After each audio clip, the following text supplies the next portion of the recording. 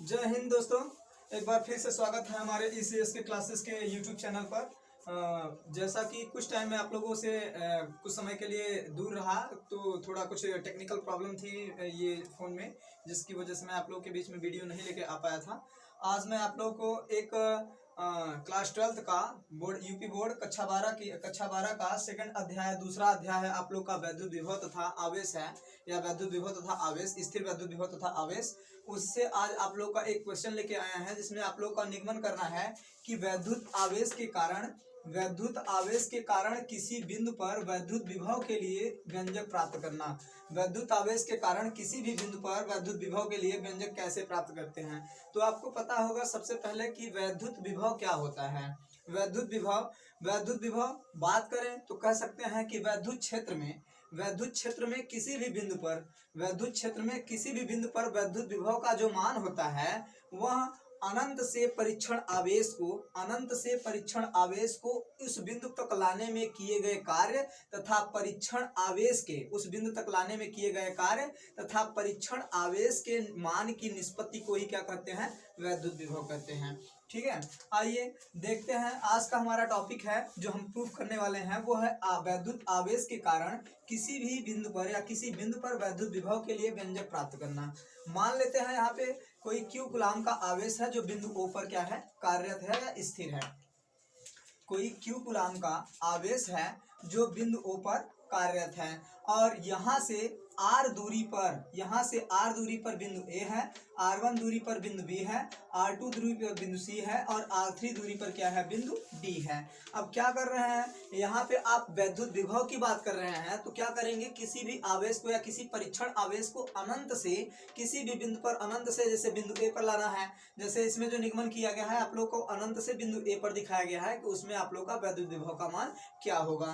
तो यहाँ पे देखिए सबसे पहले कि माना कोई बिंदु आवेश या माना कोई आवेश आवेश है जो बिंदु O पर क्या है, कार्यरत है। अब अनंत से बिंदु आवेश Q को या अनंत से बिंदु आवेश Q के बीच की दूरी को कई छोटे छोटे भागों में क्या कर दिया गया है, इसको डिवाइड कर दिया गया है, बांट दिया गया है छोटे छोटे खंडों में। जैसे इधर AB है, फिर BC है, फिर CD है, इसी तरीके से आप आगे भी कर सकते हैं, DEF हो जाएगा। तो डॉट डॉट करके उसको अलग अलग भागों में विभाजित कर सकते हैं। तो अकॉर्डिंग टू द फिगर जैसे हमने बनाया है इसको, उसी के अकॉर्डिंग आप लोग को बताया कि माना एक माध्यम है, कोई माध्यम है जिसका परावैद्युतांक क्या है, K है। बिंदु O पर, यहाँ पे बिंदु O पर प्लस Q कूलाम का एक वैद्युत आवेश क्या किया गया है, रखा गया है। बिंदु A पर प्लस Q कूलाम का कोई आवेश रखा गया है। इस आवेश के वैद्युत क्षेत्र O से R मीटर की दूरी पर एक बिंदु है जिसका नाम क्या है, A है। प्लस Q कूलाम आवेश को बिंदु O पर रखा गया है, और बिंदु O से R मीटर की दूरी पर एक बिंदु A है, और इसी बिंदु A पर आप लोग का वैद्युत विभव का मान क्या करना है, ज्ञात करना है। ठीक है, इसके लिए हम क्या करेंगे, इसके लिए हम परीक्षण आवेश जो Q0 है, इसके लिए हमें परीक्षण आवेश Q0 को अनंत से A तक लाने में किए गए कार्य की गणना करनी पड़ेगी। क्योंकि आप लोग वैद्युत क्षेत्र, ये वैद्युत विभव के बारे में पढ़े, तो वैद्युत विभव में लिखे थे कि वैद्युत क्षेत्र में किसी भी बिंदु पर वैद्युत विभव का जो मान होता है वह अनंत से किसी परीक्षण आवेश को उस बिंदु तक लाने में किए गए कार्य तथा परीक्षण आवेश के मान की निष्पत्ति को कहा जाता है। तो सेम चीज यहाँ पे क्या करेंगे, परीक्षण आवेश को कहाँ लाना है, बिंदु A पर लाना है। इसके लिए हमें परीक्षण आवेश Q को अनंत से A तक लाने में किए गए कार्य की सबसे पहले गणना करनी पड़ेगी, फिर परीक्षण आवेश आप लोग का उसमें दिया गया है। ओके, अब देखिए बिंदु A से अनंत तक की दूरी को, वही चीज जो मैंने स्टार्टिंग में जिक्र किया था, बिंदु A से अनंत तक की दूरी को कई छोटे छोटे भागों में क्या कर दिया गया, इसको डिवाइड कर दिया गया, जिसमें पहला भाग AB है, दूसरा BC है, तीसरा CD है। इसी तरीके से आप मान सकते हैं, क्योंकि यहाँ पे लंबाई जो है वो क्या है, अनंत है। ठीक है, तो यहाँ पे बिंदु A से अनंत तक की दूरी को छोटे छोटे भागों AB, BC, CD इसी तरीके से डिवाइड कर दिया गया, डॉट डॉट, क्योंकि लंबाई इनफाइनाइट है, में विभाजित करते हैं। माना कि बिंदु O से, अब यहां से देखिए बिंदु O से A तक की, बिंदु O से बिंदु A के बीच की दूरी क्या है, R है, और बिंदु O से B तक की बीच की दूरी क्या है, R1 है। बिंदु ओ से सी तक के सी बिंदु के बीच की दूरी क्या है r2 है, बिंदु ओ से डी के बीच की दूरी क्या है r3 है। तो यही चीजें यहाँ पे जिक्र किया गया कि माना बिंदु ओ से ए बी सी तथा डी की दूरियां जो है क्रमशः वो r1 r2 और r3 है। इसी तरीके से एंड स्वांस कर सकते हैं आप लोग, क्योंकि लंबाई को कई छोटे छोटे खंडों में विभाजित किया जा सकता है। ओके, अब देखिए यहाँ पे कूलाम का, अब उसके बाद अगर कूलाम का एक परीक्षण आवेश या Q0 कूलाम का एक परीक्षण आवेश यहाँ पे अगर अनंत पे रखा जाता है तो उस परीक्षण आवेश को रखने पर आवेश प्लस Q के कारण, इसके कारण परीक्षण आवेश Q0 पर लगने वाला बल जो होगा वो कूलाम के नियम से क्या करेगा, डिफाइन करेगा। तो कूलाम का नियम, अब यहाँ पे देखिए अगर हम इस बिंदु पे बात करें कि बिंदु ए पर, ठीक है, बिंदु ए पर प्लस Q कूलाम आवेश के कारण या प्लस Q कूलाम आवेश के कारण परीक्षण आवेश Q0 पर या परीक्षण आवेश Q0 पर बिंदु ए पर लगने वाला जो बल होगा, लगने वाला बल, उसको हम क्या कह सकते हैं, Fa कह सकते हैं। क्यों कह रहे हैं, क्योंकि यहाँ ए है और F क्या होता है, फोर्स होता है। तो हम कहेंगे कि फोर्स आप ए अगर कर सकते हैं तो इसका मतलब हमको बात समझ में आती है कि बिंदु ए पर बल है, वैद्युत बल, ठीक है। तो यहाँ पे 1/4πε0 के क्यों किया गया, क्योंकि यहाँ पे एक परावैद्युता माध्यम माना गया है। तो Fa = 1/4πε0 के। अब आपको पता होगा कि कूलाम का नियम किन्हीं दो आवेशों के बीच में ज्ञात किया जाता है। तो पहला आवेश आपका प्लस Q है और दूसरा परीक्षण आवेश के बीच की दूरी। तो यहाँ पे परीक्षण आवेश को कहाँ लाया गया है, बिंदु ए पर लाया गया है, और बिंदु ए पर लाया गया है तो इसके बीच की दूरी क्या है, r है। तो देखिए कूलाम के नियम से Fa = 1/4πε0 के और Q इंटू Q0 अपान क्या हो जाता है, ये r² हो जाता है, ठीक है। इतना न्यूटन का बल कार्य है। यदि परीक्षण आवेश को, अब मान लेते हैं परीक्षण आवेश जो Q0 है, यदि परीक्षण आवेश को A से कहाँ पे लाया गया, A से अब B पे लाया जाता है। परीक्षण आवेश को A के बजाय B पे रखा जाए तो यदि परीक्षण आवेश बिंदु B पर रखे तो उस पर लगने वाला वैद्युत बल, अब यहाँ पे Fa के बजाय उसी तरीके से सेम कंडीशन अप्लाई करेंगे और क्या कर देंगे, Fb कर देंगे। तो Fb = क्या हो जाएगा, 1/4πε0 के और इंटू Q इंटू Q0 अपान r², क्योंकि यह भी जो करेगा परीक्षण आवेश को बिंदु ए के बजाय जब बिंदु बी पर रखेंगे तो यहाँ पे दो आवेश हैं, एक Q है और दूसरा परीक्षण आवेश यहाँ पे लाया गया तो Q0, और इनके बीच की दूरी क्या हो गई, r1 हो गई, ठीक है।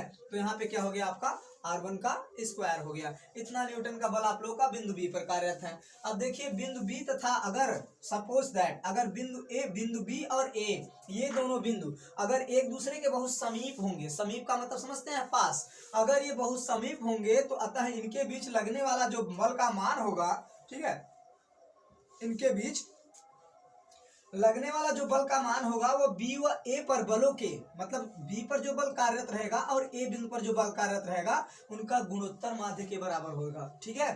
तो गुणोत्तर माध्य के बराबर होगा तो आपने पढ़ा होगा गुणोत्तर माध्य A/B = B/C, तो क्रॉस मल्टीप्लाई करते हैं तो B², ये A/B, ठीक है, A/B = B/C होता है। तो क्रॉस मल्टीप्लाई करते हैं तो B² = AC क्या, और B = निकालेंगे तो क्या हो जाएगा, √AC होगा, ठीक है। जो मैथ के स्टूडेंट्स होंगे वो लोग पढ़े होंगे, इसके बारे में जानते होंगे, और जो नहीं पढ़े हैं वो लोग जान लीजिए। तो बिंदु बी और ए अगर बहुत समीप में है तो इनके बीच लगने वाला जो बल का मान होगा वह बी व ए पर बलों के, मतलब बी पर जो बल कार्यरत होगा और ए पर जो बल कार्यरत होगा उनका गुणोत्तर माध्य के बराबर होगा। उस स्थिति में बी व ए के बीच अगर Q0 पर, मतलब परीक्षण आवेश पर लगने वाला माध्य वैद्युत बल अगर FBA क्यों किया जा रहा है, क्योंकि दोनों के बल को डिफाइन किया गया है और दोनों के बल का गुणोत्तर माध्य है। तो यहाँ पे देखिए FBA = क्या हो जाएगा आप लोगों का, FB इंटू क्या हो जाएगा, FB, ये F है, क्योंकि यहाँ पे मैंने गुणोत्तर माध्य का आप लोग को बताया था, और उसके बाद गुणोत्तर माध्य जब भी आएगा स्क्वायर रूट फाइंड आउट करेंगे तो रूट में आएगा। अब देखिए FB की वैल्यू यहाँ पे रखा 1/4πε0 के इंटू Q0/r1² इंटू, अब Fa की वैल्यू रखते हैं 1/4πε0 के इंटू Q0/r²। अब देखिए यहाँ पे 2 टाइम्स आप लोग का 2 बार क्या है, 1/4πε0 के है, और Q0 दोनों साइड में है। तो आपको पता है कि वर्गमूल जब लेंगे तो 2 का पेयर बनता है। तो यहाँ पे क्या हो जाएगा, ये क्यू और 1/4πε0 के, ये कॉमन हो जाएगा, बाहर आ जाएगा। अब दूसरी चीज यहाँ पे R1 का स्क्वायर है, तो जब R1 का स्क्वायर है तो जब उसका वर्गमूल लेंगे तो R1 आने वाला है। इसी तरीके से अगर R का स्क्वायर है तो R का स्क्वायर है तो इसका भी वर्गमूल लेंगे तो क्या आएगा, R आएगा। तो इस तरीके से FB जो बिंदु B और बिंदु A पर जो बल, चुंबकीय बल, ये वैद्युत बल जो उत्पन्न हो रहा है वो हो रहा है 1/4πε0 के, ठीक है, ε0 के इंटू Q0 अपान R इंटू R1 के, ठीक है। अब ओके, अब देखिए आवेश, अगर परीक्षण आवेश Q0 को B से A तक लाने में वैद्युत बल के विरुद्ध अगर कार्य करना पड़ेगा तो B से A तक, अगर B से परीक्षण आवेश को B से A तक अगर लाया जाता है तो उस स्थिति में इसके विरुद्ध, वैद्युत बल के विरुद्ध किया गया कार्य क्या होगा। तो यहाँ पे WBA क्यों डिफाइन किया गया, आप लोग समझ रहे हैं क्यों, क्योंकि ये B से A की ओर लाया जा रहा है, तो B से A बिंदु के बीच में किया गया कार्य WBA होगा। तो WBA इक्वल टू, अब वर्क पता है आप लोग को, कार्य बराबर क्या होता है, बल गुणित दूरी होता है, तो F इंटू R हो जाता है, ठीक है। अभी हम यहाँ पे FBA का मान निकाला था, दोनों के बीच में जो बल लगेगा 1/4πε0 के इंटू Q0 अपान R इंटू R1। अब अगर B से A की दूरी की बात करें तो देखिए यहाँ से B से परीक्षण, ये B से Q तक के, B से बिंदु A तक के बीच की दूरी R1 है और A से बिंदु A तक के बीच की, O के बीच की दूरी R है। तो ये दूरी अगर पता करना है तो क्या करेंगे, R1 में से R को माइनस करेंगे तब ये दूरी आएगी, तो क्या हो जाएगा, R1 माइनस R हो जाता है, ठीक है। अब आइए आगे देखते हैं। इसी तरीके से दिया गया कार्य, इसके बीच में किया गया कार्य जो आ गया Q0 अपान 4πε0 के। अब यहाँ पे देखिए, अगर आप यहाँ पे अलग अलग इसको करेंगे, देखिए यहाँ पे डायरेक्टली कर दिया है, अगर आप लोग अलग अलग करेंगे तो यहाँ पे क्या करेंगे, 1/4πε0 के है, एक स्टेप दिखा देते हैं। अब देखिए अगर अंदर इसका गुणा होगा Q0 अपान 4πε0 के था, और इधर अंदर अगर करेंगे तो ये हो जाएगा R1 अपान R इंटू R1 हो जाएगा, और माइनस R अपान R इंटू R1 हो जाता है। तो ये R1 से R1 कैंसिल होगा और R से R कैंसिल होगा, तो क्या आ जाता है आप लोग का Q0 अपान 4πε0 के।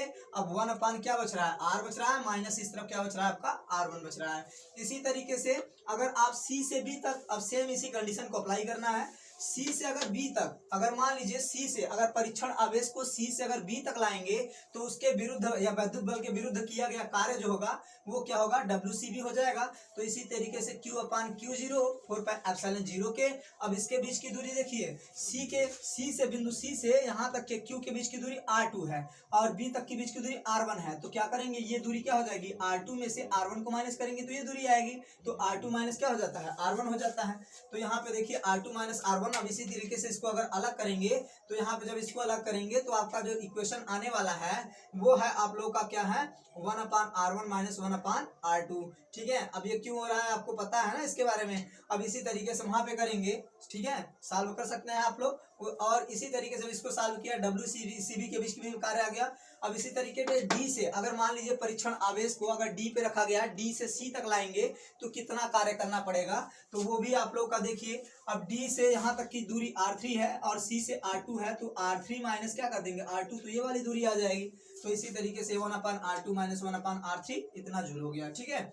अब मान लेते हैं परीक्षण आवेश अगर Q0 को अनंत से बिंदु A तक लाने में टोटल किया गया कार्य की बात किया जाए, तो टोटल किया गया कार्य की बात की जाए तो जितने भी पार्टीशन आप लोग के किए गए हैं डॉट डॉट करके, सबके बीच में वैद्युत बल के विरुद्ध जो कार्य किया गया है सबको जोड़ देंगे। तो यहाँ पे देखिए कुल किया गया कार्य W बराबर WBA plus WCB plus WDC plus and sons. क्यों, क्योंकि आपको पहले ही बता दिया कि दूरी अनंत है, ठीक है। अब सब में आपका क्या कॉमन बनने वाला है, देखिए Q0 अपान 4πε0 को Q0 अपान 4πε0 Q0 अपान 4πε0 के ये कॉमन बनने वाला है। तो बाकी जो बचने वाला है आपका 1/R माइनस 1/R1 इधर इसमें बचेगा, इसमें 1/R1 माइनस 1/R2 बचेगा, इसमें 1/R2 माइनस 1/R3 बचेगा, प्लस नेक्स्ट वाले में अगर लेंगे तो 1/R3 माइनस 1/R4, इसी तरीके से डॉट डॉट करके कहाँ तक, इनफाइनाइट तक, क्योंकि दूरी अनंत है, ठीक है। अब यहाँ पे जब इसको ओपन करेंगे तो जब इसको ओपन करेंगे तो देखेंगे आप लोग का R1 से ये R1 से आपका क्या हो जाएगा, R1 से R1 कैंसिल हो जाएगा, R2 से R2, R3 से R3, ऐसे लास्ट कैंसिल होने के बाद स्टार्ट वाला शुरू वाला और लास्ट वाला ही बचेगा 1/R माइनस 1/इनफाइनाइट के। अगर मान लेते हैं 1/इनफाइनाइट का मान अगर नगण्य होता है तो उस स्थिति में उस स्थिति में परीक्षण आवेश Q0 को बिंदु A तक लाने में किया गया कार्य जो आ रहा है W इक्वल टू 1/4πε0 के इंटू Q0 अपन क्या हो जाता है R हो जाता है। अब आपको पता क्या करना है, वहां पे आपको पता करना है कि बिंदु A पर वैद्युत विभव का मान क्या होगा। ओके, तो बिंदु A पर वैद्युत विभव का मान क्या होगा, इसको हम थोड़ा सा जरा सा आपको दिखा देते हैं। ठीक है, देख लीजिए। अब आपको पता है कि V इक्वल टू क्या होता है आप लोगों का W/Q होता है। V इक्वल टू W/Q होता है। V इक्वल टू W/Q, लेकिन यहाँ पे परीक्षण आवेश को ला रहे हैं तो परीक्षण आवेश Q0 लेंगे। ठीक है, V इक्वल टू W/Q0 हो जाता है। अब ये W का मान यहाँ पे रखते हैं तो W का मान रखेंगे 1/4πε0 के, ठीक है, 1/4πε0 के इंटू Q0/R, और इधर आप लोग का Q0 है तो Q0 यहीं पे आने वाला है। तो यहाँ पे देखिए ये आपका क्या हो जाएगा, Q0 से Q0 कैंसिल हो जाता है तो V इक्वल टू आ जाता है 1/4πε0 के इंटू Q/, क्या हो जाता है R हो जाता है। अगर मान लेते हैं कि K आप लोग का निर्वात में रखा गया है, ठीक है, निर्वात में रखा मान है, ठीक है, तब क्या हो जाएगा, V इक्वल टू हो जाएगा आप लोग का 1/4πε0 इंटू Q/R। तो इस तरीके से आप लोग देख सकते हैं कि आप लोग का बिंदु A पर जो वैद्युत विभव का मान आया है परीक्षण आवेश के कारण, बिंदु A पर वैद्युत विभव का मान जो होगा वो आप लोग का क्या आ जाएगा, V equal to 1/4πε0 into Q/R। ठीक है, आशा करते हैं हमारे द्वारा बताया गया, ये हमारे द्वारा समझाया गया, ये आप लोगों को जो भी निगमन इसका कराया गया कि वैद्युत आवेश के कारण किसी बिंदु पर वैद्युत विभव के लिए व्यंजक प्राप्त करना, वो आप लोग को डेफिनेटली समझ में आया होगा। यदि समझ में आया है तो आप हमारे चैनल को लाइक, सब्सक्राइब और कमेंट करके जरूर बताइएगा कि हमारे द्वारा बनाया गया वीडियो आप लोग को कैसा लगा। तब तक के लिए अपना ख्याल रखिए। जय हिंद, जय भारत।